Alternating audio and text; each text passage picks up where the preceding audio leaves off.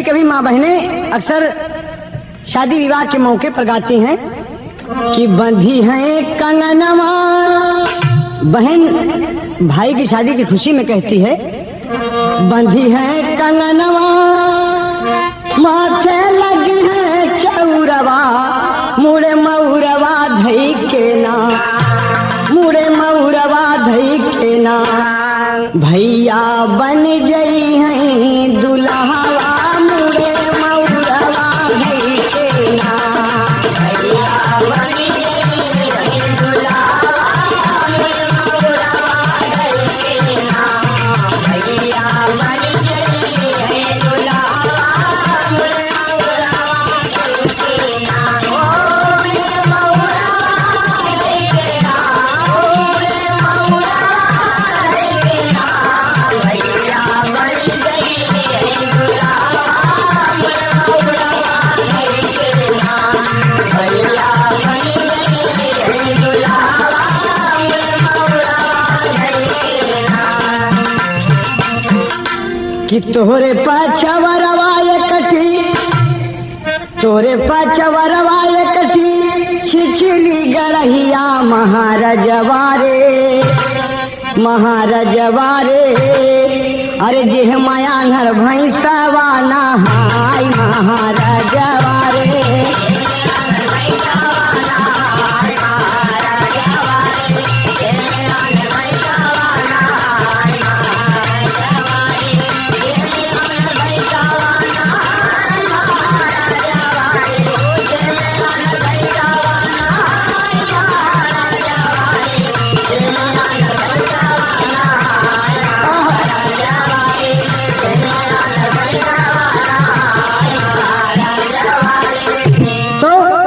जवाब में होता कि ताजुब की बात है कि ओहो में नहाई गईली, अरे समझी कई बहिनिया महाराजवा रे, ये मजाक है ससुरारी के।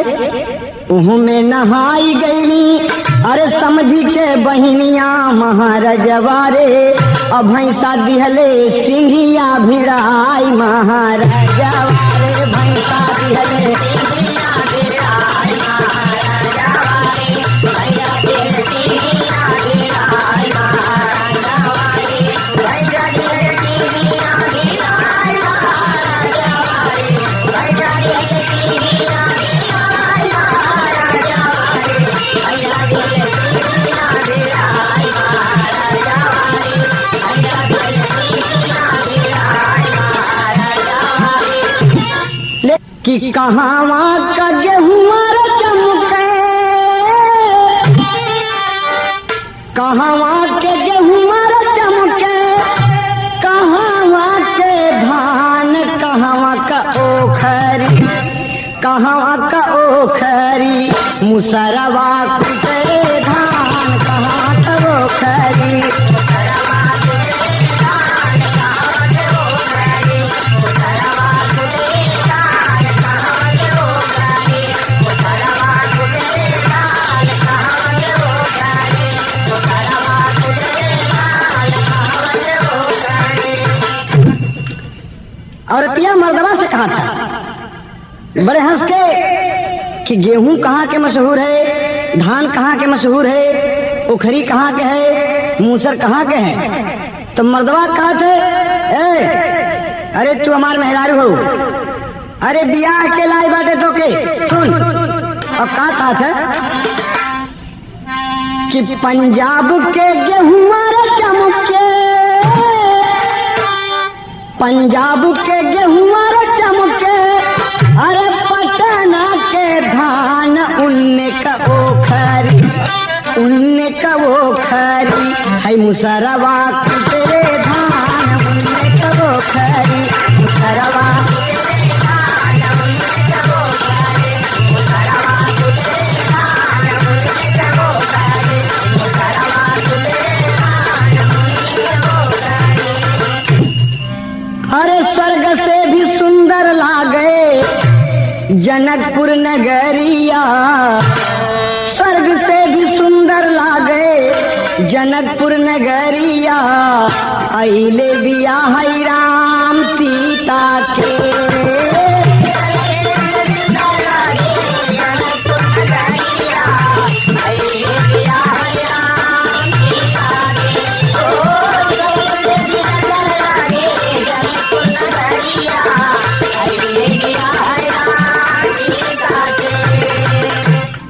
तोहरे भरोसे मैया मैं जग रोपलूं, मोरी जग पुरानी हो। गैया के घियना से अरे होमिया करऊबे, धुआं गगनमा के जाय हो। कि कमन दुश्मनमा तोहार महतारी, हमके बतावा मनमा चिंता बड़ी भारी। अरे दुश्मन के अपने तू नमवा गिनाए जा, बनवा के भेदवा मैया बताए जा, बनवा के भेदवा मैया बताए जा, बनवा के भेदवा मैया बताए जा, बनवा के भेदवा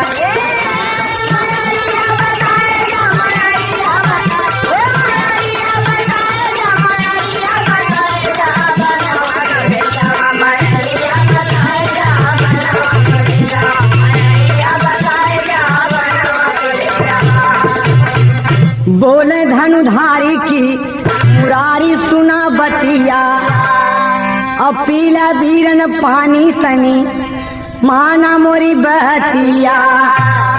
अरे बुढ़िया से बोले माई पनिया पियाए जा, बनवा के भेदवा मैया बताए जा, बनवा के भेदवा मैया बताए जा, बनवा के भेदवा मैया बताए जा, बनवा के।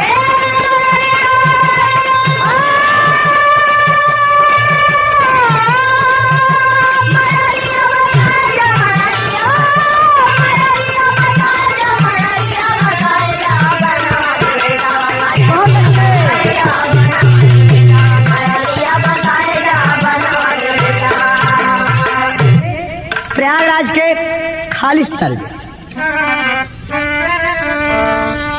अरे एक बान मरबे, बुढ़िया कह रही है कन्हैया से, अरे एक बान मरबे जशोदा जी के तान के, एक बान मरबे जशोदा जी के तान के, एक बान मरबे जशोदा जी के तान के, एक बान मरबे जशोदा जी के तान के, जशोदा जी के तान के, एक बान मरबे जशोदा जी के तान के, एक बान मरबे जशोदा जी के तान के, एक बान मरबे। करे बेटा अगर मिल जाती तो आज ही उसका बस कर देती। तो कहा माँ क्या कारण है जसोदा से तुम्हारे क्रोध का? कहे तो के याद न हो भैया, हमारे कन्हैया छोड़ के रहे, मथुरा से गोकुल आए रहे, नंदरानी बड़े दुलार से प्यार से पाले रहली, लेकिन दुलरुआ लड़का घर में इधर उधर घूम रहा है। और एक दिन की बात है, कहना है अरे तनी के तमाखन चोराए रहे कान्हा, हो तनी के तमाखन चोराए रहे कान्हा, अरे वो खरी में बांध दिए समोरे भगवान के, एक बान मरबे जसोदा जी के तान के, एक बान मरबे जसोदा जी के तान के, एक बान जसोदा जी के तान के, एक बान मरबे जसोदा जी के तान के, एक बान मरबे जसोदा जी के तान के, एक बान। अगर यशोदा मिल जाए तो हम उनके छाती पे चढ़ के ही बाण घुसेड़ दे। कहा दूसरा दुश्मन, कहन हाँ, कहे पांडव के पियारी जावन द्रौपदी गुजरिया,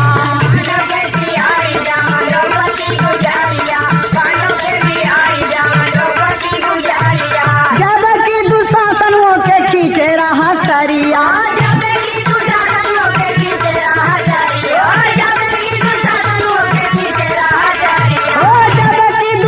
होके खींचे रहा सरिया,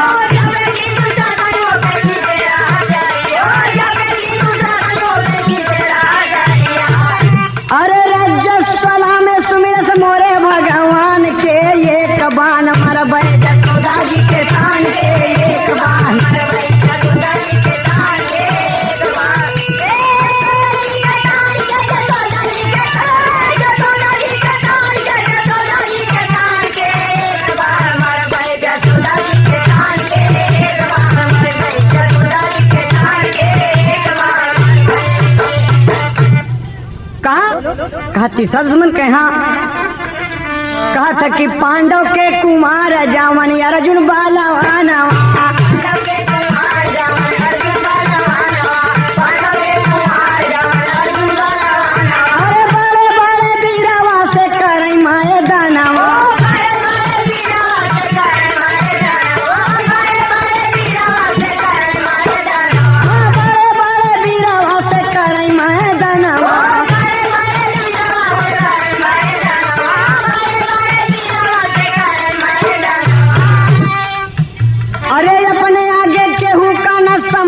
सयान के एक बाण मरबै जसोदा जी के कान के एक बाण।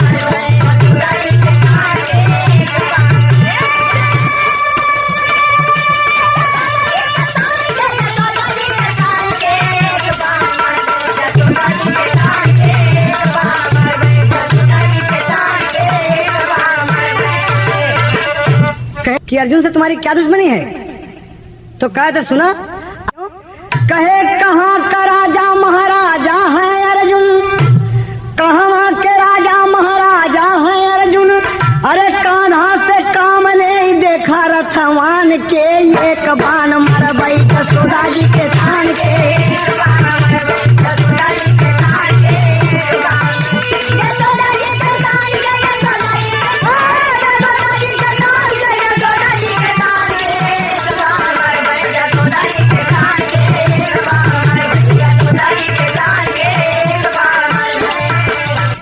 नाच नर नारी बोलै हर हर गंगे बोली आहो, हर हर गंगे बोली आहो। ठुमुकी ठुमुक गीतिया गावला हो रामा।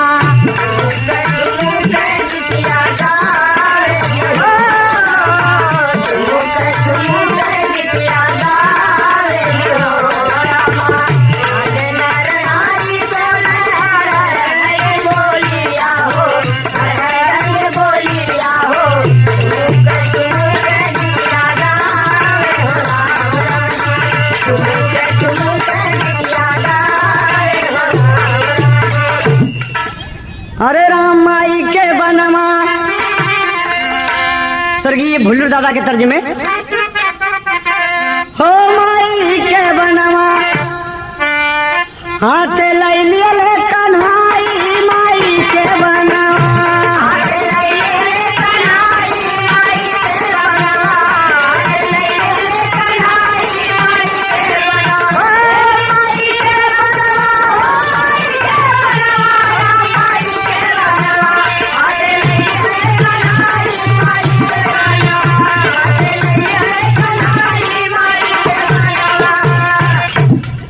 बुढ़िया कृष्ण से बोलन लागी मानो बात हमारी,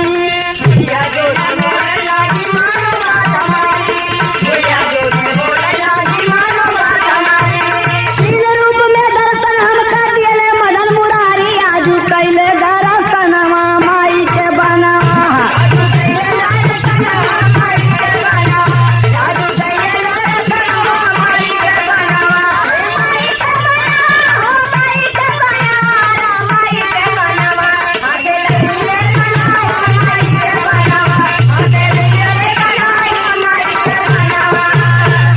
लेकिन दोस्त कन्हैया कहने लगे माँ कि एक अरज हमारे है, अब आगे बात